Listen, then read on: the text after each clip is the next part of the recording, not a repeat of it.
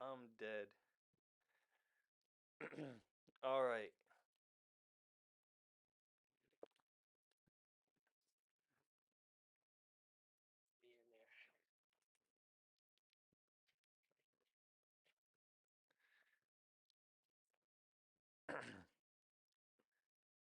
Hello, everybody, and welcome to Balls Out Sports Podcast. My name is Remy. This is my co-host Jerry, and we are here to talk about sports. This is going to be a podcast that's going to be coming out twice a week on Tuesdays and Fridays. On Tuesdays, we're going to be touching mostly on the NBA games that happened throughout the weekend, the NFL games that happened on Sunday, the Monday night football game. We'll be touching on all of those. When it comes to the Friday episode, that will be the NBA games that we had throughout that week, as well as the Thursday night football game.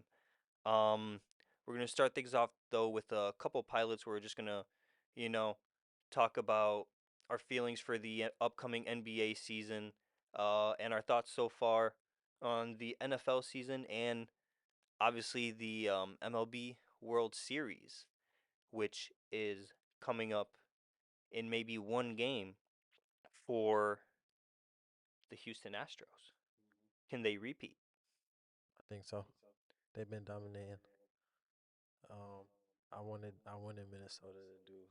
I wanted Minnesota to do big things, but Yeah, they suffered from some umpire issues in one of those games where there was, I think it was like 10 or 11 calls Minnesota. that were, yeah, that the main umpire missed against the Twins. It's alright though. But they that was what their first time making the playoffs in like 3 years. Yeah, they have not been um anywhere meaningful since they won the World Series in the early 2000s. So, yeah, it's about time they got back there. But props to the Astros. Yeah, I could definitely see them going all the way through. I could also see Phillies. Philly. Yep. Yep. So, yeah, we might even have a special episode just for the World Series, where yeah, where we'll just talk about that the whole entire time. Our thoughts on the World Series, and as we see the games develop, who we think is going to win. So stay tuned for that. Um, what do you want to talk about first? NFL? Yeah, let's do NFL. NFL? All right then. Um, who you been impressed with? My main team that I've been impressed with. I mean, I know a lot of people gonna say that, but it's the 49ers. Niners. Yeah, Niners. I think they got a kind of not a. I wouldn't say a tough game coming up. They play the Vikings Monday. The Vikings kind of got something to prove. Yeah, without Justin Jefferson, they definitely have something to prove. Um, it is gonna be a rough game for Kirk Cousins and those Oh boys. yeah, but they gotta come Uh, on swinging. yep, stellar defense on the side of the 49ers. And the Vikings defense is gonna have to step up too because they have arguably the most weapons in the NFL. And also arguably two of the greatest weapons, in my opinion, with Christian McCaffrey and Debo Samuel, who kind of mirror each other in a way that they can both run, they can both catch. Just one of them is better at one thing than the other, and Yeah, that can take them a long way, all the way to a Super Bowl this year, I think. yeah, and the Vikings gotta protect the ball. They got a lot of turnovers this season. Too many fumbles. Yep. Too many fumbles from the Vikings. That's for sure. Um, Speaking of teams that need to step up, if I say that, who do you have in mind? Um, who needs to be better? Broncos. The I was thinking the Bengals, but yes, the Broncos do need to be better. Russell Wilson's, a Super Bowl winning quarterback. Those days are behind him I'm clearly. I'm not expecting him to play the way he was 10 years ago, but I do expect him to put up points on the board. I haven't been paying close attention to them. How are the Cardinals doing? The Cardinals beat the Cowboys, which mm, I'm not gonna lie, I didn't think it was gonna happen. I don't think many people out there did think it was gonna happen. Um, and yeah, and their rookie quarterback or their new quarterback Joshua Dobbs Mhm. is kind of killing it. You know, for someone who had to step in kind of last minute Okay. in that situation with Kyler Murray going down. Yeah. Um, yeah, yeah, they're doing all right. Who else? You said Cincinnati, right? They gotta do better. Yeah, the Bengals Who do haven't been too. who do you put that on? Like they struggling. Who is that? Whose fault is that? I want to put that on the receivers because last game when Jamar Chase did play well and T Higgins wasn't dropping balls, they won a game. Okay. You know, so they have studs on the receiving core, no doubt. They also have Joe Mixon, good running back. So Young team. young team. We just expect a little bit more of them. How you feel? That's it. How you feel about Chicago? I think the Bears are one of those teams that's going to have to start tanking this year. Taking I jeez. think it's one of it's you know you're in one of those situations where let's say Justin Field does put up good numbers Yeah. and they still don't get these wins that you can now pick up a quarterback and you have a very valuable asset in Justin Fields that can be traded to somewhere where he can maybe flourish into maybe a Lamar Jackson type So you say. quarterback. So you saying he's a problem? I'm not saying he's the problem. I'm saying if I were Chicago, I would rather try my chance with someone else because he hasn't been working in that system. But I do think that if you put him on the Ravens and you put him on the Dolphins, I think you know he'd be better than he is on the Bears. Give him a good system and a good receiving core. I think he can do all right. I'm not saying he would be doing exactly what Tua's doing with the Dolphins, but I think that he's an electric player and he can get people involved if he has those people. Indeed. I didn't want to do this to you so early in the episode, but we need to talk about your team. Uh, New York. 4 plays into the season for the New York Jets, Aaron Rodgers goes down. What are your thoughts? I don't know if you were watching the game or if you got the notification while you were at work or whatnot, but yeah, what's your thought process when that happens? I was actually about to turn the game on, and then I got like a Bleacher Report notification, and I was like, nah, this not this not Mhm. real, bro. But in all honesty, I was like joking around all before the season, like saying like, oh, we're gonna go to the Super Bowl and stuff like that. But I was joking, but I know like You weren't joking. A lot of Jets fans were saying that you guys are going to the Super Bowl. I'm gonna keep it a buck. I gotta say that as a Jets fan, like of course, yo, we're gonna go to the Super Bowl. But in reality, I'm like, it's gonna take a couple years for it to click, for this team to click. Right. You know, because even like I feel like behind the scenes, the chemistry between our team ain't even all the way there yet. You know, but it's getting there. It's getting better. We just had a big win this last week, so beat the Eagles. So I was thinking about something the other day. Devonte Adams, Mm, right? Used to be teammates with Aaron Rodgers. He leaves for I'm gonna say almost just one reason. He wants to go play with his buddy that he played in college with. He wants to go play with Derek Carr. 3/4 of the way through the season, Derek Carr loses his job in Las Vegas, and now he's on the other side of the country in New they Orleans. did him dirty. Do you think that now Devonte maybe wants to maybe not go back to Derek Carr, but go back to Aaron Rodgers. It's possible. I think actually that was a rumor at one point that he was gonna come to the Jets.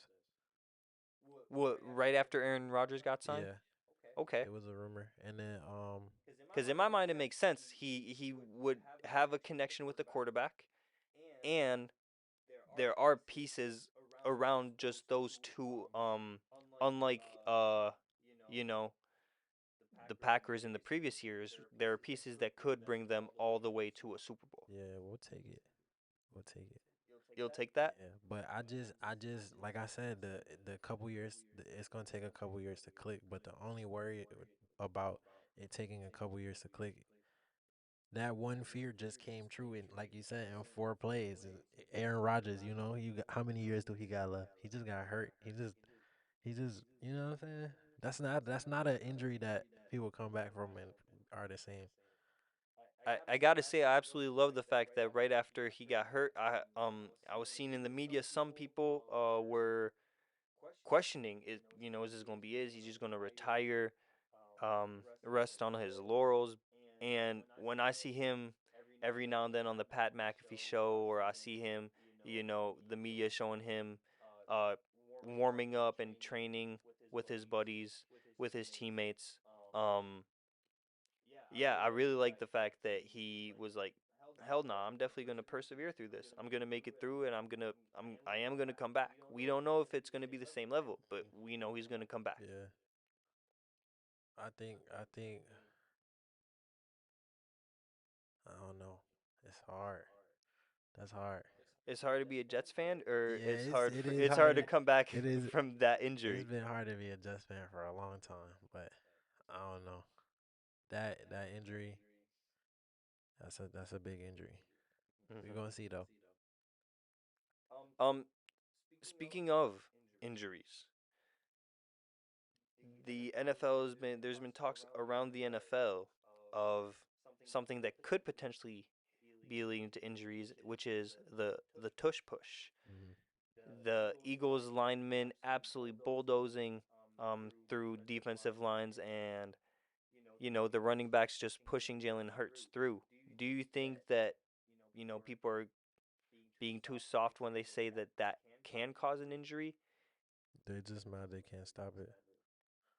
Right, because I used to play rugby when I was younger, and I've never seen a single parent, a single coach ever complain about the scrums and be like, "Ah, you know what? I think we should remove the scrums from rugby. I think they're a little bit too dangerous."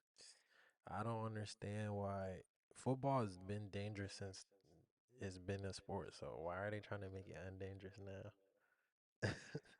People know what they're signing up for. They getting paid millions to smack people in the head with helmets on. Right? I mean, luckily there will be flag football in the 2028 Los Angeles Olympics. So, Damn, looking forward to that. flag football is crazy. It, it I feel like by the time 2028 comes around, regular football is going to look exactly the same, so we won't be able to tell the difference. So that's the nice part about It's gonna look that. like the Pro Bowl. It's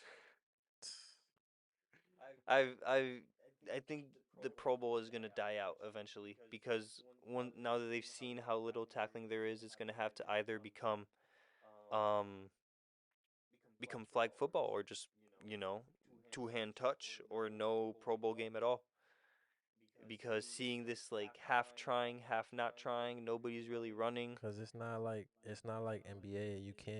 It's not like an NBA All Star game. You can't do windmills and East Bays and and make it Right. flash and shoot from half court. You just what you gonna throw it to somebody from deep and nobody's playing defense.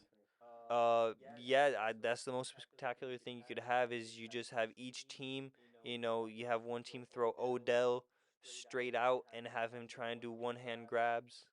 Try to see that. But that's the skill showdown, that's not what we want to see in this type of, exhibition game.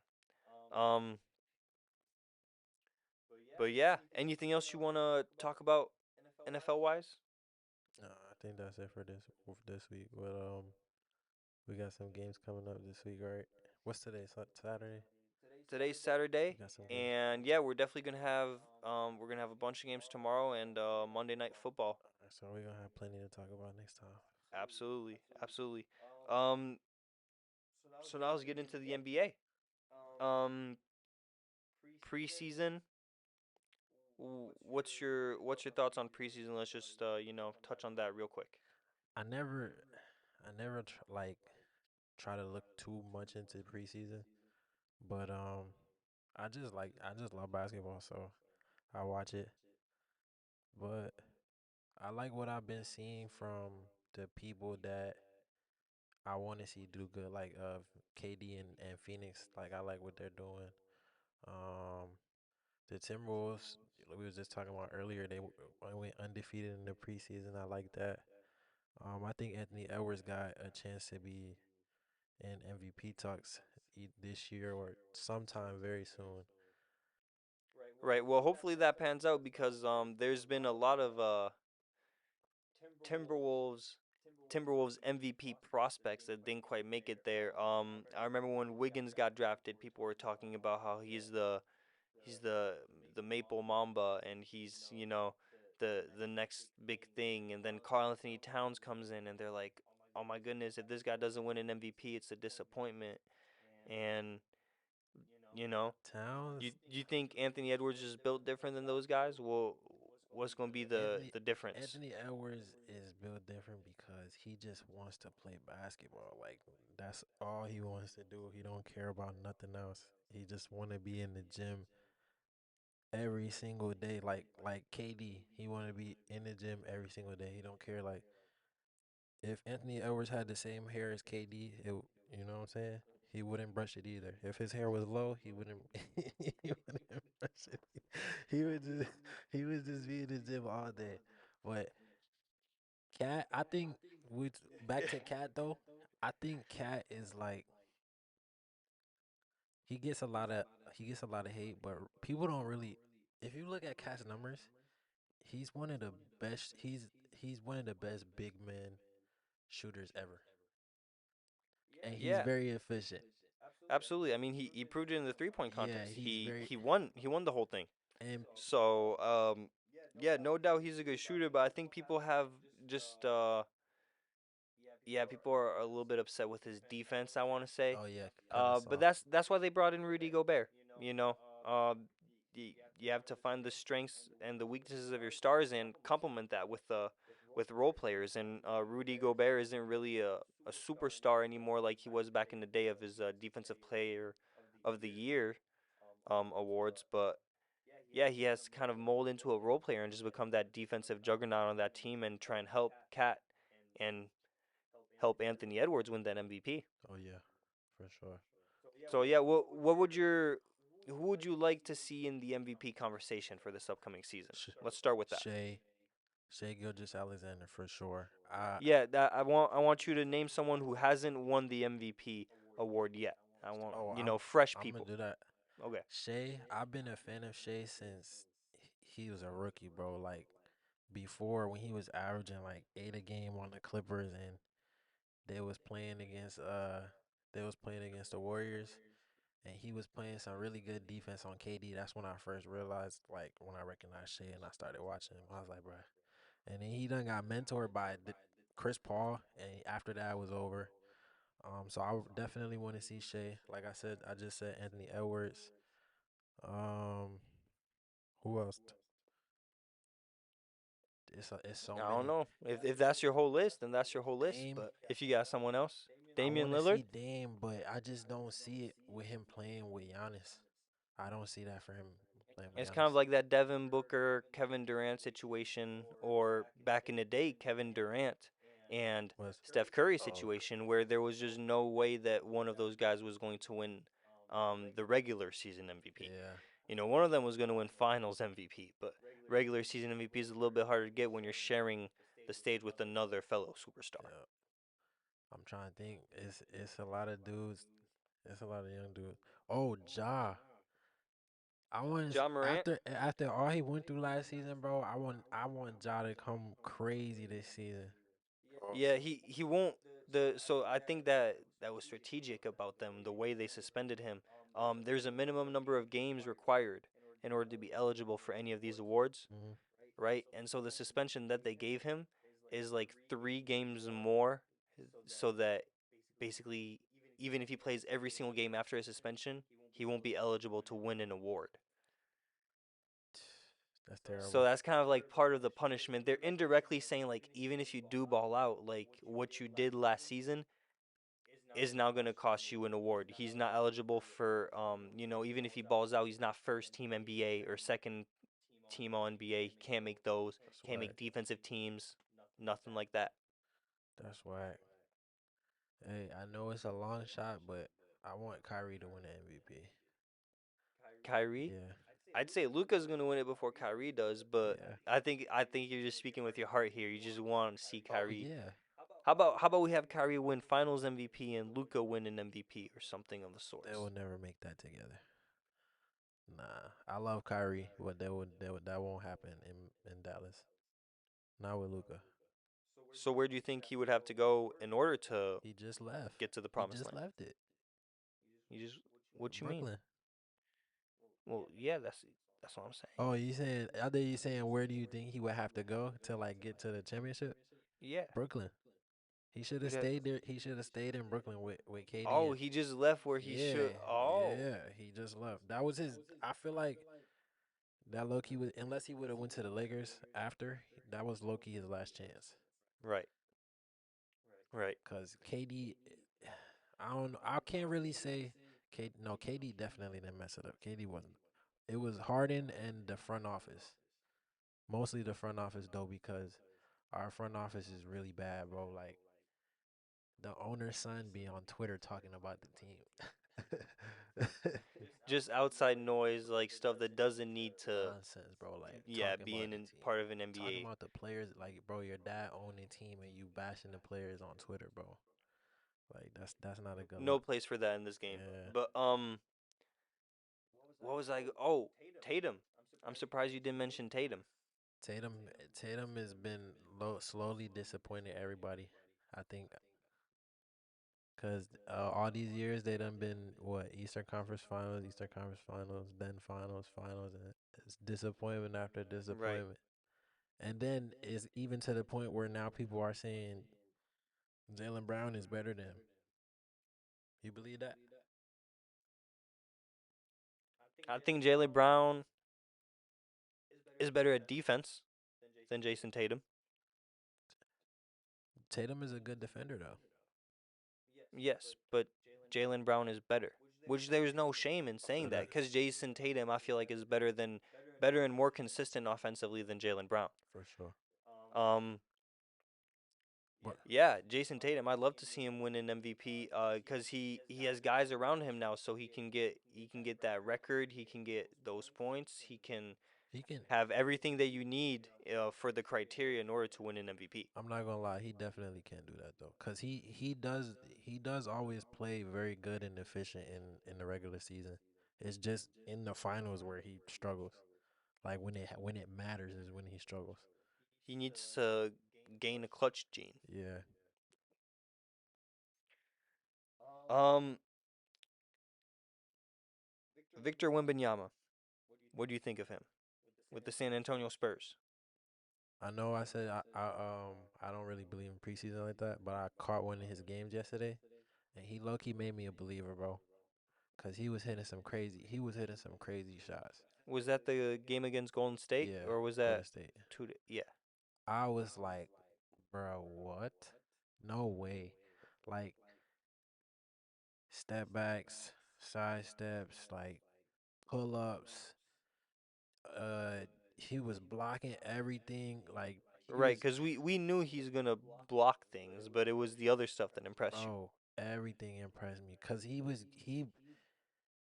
was blocking stuff that I'm thinking like when I play basketball and I block people and people be like, bro, I didn't think he was gonna get to that. I'm looking at him like, bro, that's probably how people think of me when they play. It was bad. He was like jumping from the free throw line, blocking 3-point shots. He blocked Right. Clay like 2, 3 times. Went on a fast break on the other side, waited for him to blow past him, and then dunked it like he was playing around with him. I'm like, yo, this dude here. He's gonna be a problem, but he right? just gotta stay healthy. And it's sneakier than say a Dwight Howard back in the day because Dwight Howard, the thing was his leaping ability, Yeah, the fact that he was gonna get to that high point by jumping there. Wemby is his wingspan and his straight height, so he can get to his apex basically way faster than anyone else can. and And like, I think that's what's helping him with these block shots and these deflections. yep. I saw this one guy who he was driving into the lane, takes one step, takes two step, jumps in the air, he's facing the rim, and he sees Victor Wembanyama right here, makes a business decision mid-flight and just tosses it to his teammate. Was like, did not want any business of taking that layup next to Victor Wembanyama because he knew that that was going to get swatted into the third row. Out of here. He knew better. Yeah, I thought that was funny. I'm excited to see. Yeah, I don't think I've heard this take yet. I'm excited to see the first. I don't know if it's the first, but potentially the first. Defensive Player of the Year rookie, Who Victor Wembanyama. do you think he's gonna like? He got potential to be that.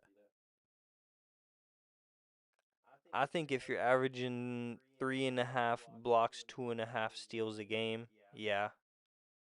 We gotta see if he can get out. If he can also get out and guard on the wing and on the perimeter, things like that. It's possible because there's bigs that can do what he's doing and also like I just said, get out like Gobert. Gobert can block as many shots as him, but he can also get out on the perimeter. And I'm not gonna say guard Steph, but he can hold Steph for a couple plays on a switch, or he can hold his own off a switch, or Jaren I would Jackson take my Jr. Or chances with Wembenyama before I would take my chances with Gobert and trying to keep up with Steph. But yeah, I just think it's because Wemby's just got a tad more quickness to him. yeah, could he more light on his feet because he's slim. Well, and he's more mobile. He played the game. He evolved. His game evolved around him not solely being in the paint. In the way that Gobert, his game, the way he learned to play the game of basketball was by being in the paint, blocking these shots, doing this, setting these screens. Wemby learned to put the ball on the floor, pull up jump shot, go in, tip dunks, tip ins when teammates miss it. He learned a whole different type of basketball from Rudy Gobert, in my opinion. I think they wasn't they working out together? I think they was working out together too before he got to the league. Like they was doing workouts and playing one on one. I believe it. They're both French. Yeah, I believe it. Yeah. Yeah, that would be pretty crazy. You have Evan Fournier on that French national team. I'm thinking. Sorry, I'm thinking about the Olympics for next year. You'd have Evan Fournier on that team, Victor Wembanyama, Rudy Gobert. It's a pretty good squad. they Um, might be in the Avengers. yeah. Speaking of Olympics, well, people are talking about this Avengers Assemble stuff with multiple superstars potentially joining up for the 2024 Paris Olympics. What would be your dream squad? What's something you would really like to see, like a starting five? Maybe give me someone off the bench, two. I'm gonna start with five. I'm gonna put AD at five. I'll put Adebayo at four. Nah, I'm gonna put Embiid at four. Put Adebayo on the bench. Embiid at four. We can put KD at three. Steph at one. I guess we can go Book with two. Book at two. Yeah. Okay, who's your six man then in that scenario? Um, I would say Old Man River, LeBron. See, I have LeBron in my starting lineup. I actually a little bit unconventional, but it'd be LeBron James as my point guard, as my I distributor. like that. Cause remember I like this is that. the Olympics. This isn't the NBA playoffs. I don't want LeBron going for 37 trying to beat these guys at the rim every single time. I want LeBron James distributing to the best squad we've ever assembled. Mhm. Okay, so I got LeBron James as my one. I got Stephen Curry as my two. Very lethal number two. Even more lethal number three. If you're trying to run away with Steph Curry and he can't get the ball, it's okay. Toss it to the wing. You got Kevin Durant over here. And I think where I really agree with you is that paint setup. I really like Embiid and Anthony Davis. I think I would have Anthony Davis um as the Four. four and Embiid as the five. Not because I think Davis is necessarily a better shooter than Embiid. I just think that Embiid, just defensively and size wise, can hold down more in that paint where this is international rules. There is no 3 second violation. You can camp in that paint the whole time, and I would love to have Embiid just there as, a rim protector. I like what you said about LeBron being a guard since it's the Olympics, and that's why I like him coming off the bench as a six man because he's what 39, so he's not gonna play that much. So I rather him come off the bench and run with the second unit, and Steph run the first because he's very well conditioned, and everybody knows that because he's always running around the court, you know, getting open, Well, shooting from half court. if our guy Anthony Edwards plays well enough this year, maybe he can make it onto that Team USA for next year, maybe even to the starting lineup. We'll see. But I want to talk about Steph's teammate, new teammate actually. I want to talk about CP3. His addition to the Warriors obviously is going to have an impact. What kind of impact? How much of an impact? It's gonna take a lot of the weight off of a little bit of the weight off of Steph because he don't have to have the ball as much now, and Steph is very good at getting himself open without the ball, and obviously CB3 is very good at what finding people, open people to get them great shots. So I think that'll work out good, and then they're gonna play a lot of small ball, which Steve Kerr is good at. You know, he's been coaching that for years. He got what? Four championships off that? Four championships. Uh, Yep, him, Stephen Curry, Draymond Green, uh, Clay Thompson. yeah. So I think CP3 is gonna be a work in progress, but some could happen from that. But I So don't know. It's shaky. It's shaky, especially with Draymond, cause I feel like he talks too much sometimes, and didn't he say? I think at one point he said like after the trade happened, he said like everybody knows it. I don't like Chris Paul. Why would you say that, bro? um, That's your new teammate, and well, you I on think it. I think Draymond has this very very good um capacity to separate that kind of stuff. We did see a slip up with him and Jordan Poole, but that was also not supposed to be filmed and released or anything like that. Um, when it comes to on the basketball court, I feel like he's one of those guys who could be worst enemies with someone and still get it done on the court. Him and KD had arguments on the sideline, on national television, and they won a championship. Not that year, I don't think so. Well, But and then KD left after that, there cause was a lot of injuries that season, yes, yeah, but still props to the Raptors for winning that 2019 championship because man, those first few games when everyone was healthy, having to go toe to toe with Kevin Durant, having to go toe to toe with Steph Curry, prime Clay Thompson. that's sick. Oh, let's talk about since we talking about CP3, let's talk about who he replaced. Mr. Pool Party. Jordan Poole Man, on the Washington Wizards now, yeah. Well, yeah. I expect big things from him, but he's a volume scorer.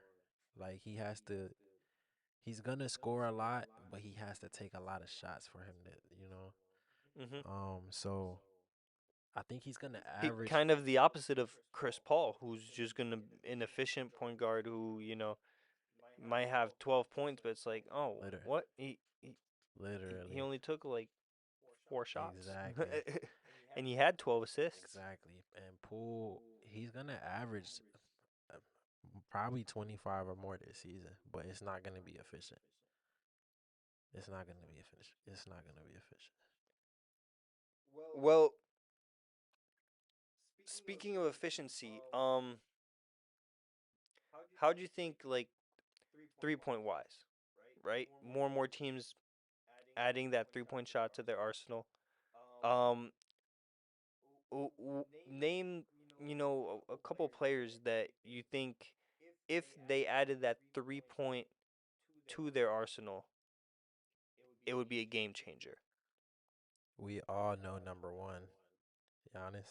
Giannis We Antetokounmpo. all know number one.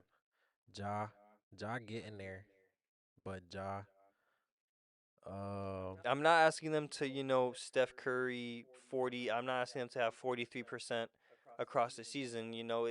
If someone even gets bumped up to, let's say, 35, 37% 3-point shooting. Giannis, Ja, and if LeBron could shoot threes like better than he shoots threes, he would be like no doubt. Like nobody could even argue that he's the GOAT. Like there's nothing. Nobody could even like nah. Right, it would just add that many more points to his total, Yeah, it would add a lot of and other and he has stats. and he has the most points. Yeah, So, I would say, but I'll take LeBron out of it. Let me think. I gotta think of somebody else who can't shoot like that. Let's think. Let's think. Mm, I like Julius Randle. I don't think he can really shoot like that. hmm But I think if Julius Randle had a very consistent jump shot, he will be so dominant. Like he got a big frame. He got the post game. He's like a 3 level scorer, but his third level is just not all the way there yet. right. You know. So if he had like a consistent three, he'll be unstoppable. Um, shit, who was I just thinking? Man, What team? I just lost my train of thought. What team was it? It was. Oh, there you go. We were just talking about him. Anthony Edwards. I want to see Anthony Edwards and there you go. The main guy on my mind, Zion Williamson. I Ooh, want Zion Williamson with 37% 3-point shooting, and I want him to do exactly what he does. But now everyone's biting on that pump fake because if you don't, he's just gonna elevate. yep, Um, and yeah, and that's pretty much that's it. scary. Zion and Anthony Edwards, those two guys right there. That's scary. Which Zion, one? The Zion with a Zion? three, and Zion with a and gonna good get there. consistent three. And gonna get there. And can shoot. I believe And it. can shoot. But he's like Poole. He's a volume shooter too. He gotta shoot a lot of shots. Yeah, but those reps in the gym, you already mentioned he's a gym rat, Yep, and if he's in there often enough, getting that form down every single day, he gonna be man good. is bound to get that 3-point percentage up. Yeah. I want to finish off with one thing real quick. Before we end this episode, start bench cut, start start bench cut. Star bench cut. I got three players for you. Let's Um, get it. it's the big three. It's the three big boys in the NBA. The three most recent MVP winners. All three not born in this country. Uh, start bench cut Giannis Antetokounmpo, Joel Embiid, and Nikola Jokic. Um, I'm gonna start Jokic, bench Giannis, and probably I gotta cut Embiid. Gonna cut Embiid after an MVP winning season. Yeah, but what else has he done? He's the only one else on that list that has nothing else to show. That's true. There's championship rings on both the other guys' fingers. MVPs, multiple Finals MVPs. See, I'd have to agree with Jokic. Jokic, undeniably that guy. Yeah, Um, I think I would bench Embiid though. If we're going off of this past season, I mean, dude won the MVP. You know, um, he, I think he just slightly edges out Giannis Antetokounmpo. After this season, we'll have to see as maybe as the season goes on, we'll have to go back to the same exact question and reevaluate our order. But for now, I'm starting Nikola Jokic. I'm benching Joel Embiid, and I'm cutting Giannis Antetokounmpo. I feel that. So I could live with that. yeah. All right. Well, that was it, guys. Thank you for tuning into the first episode of Balls Out Sports Podcast. I'm Remy. This is Jerry, and thanks for watching.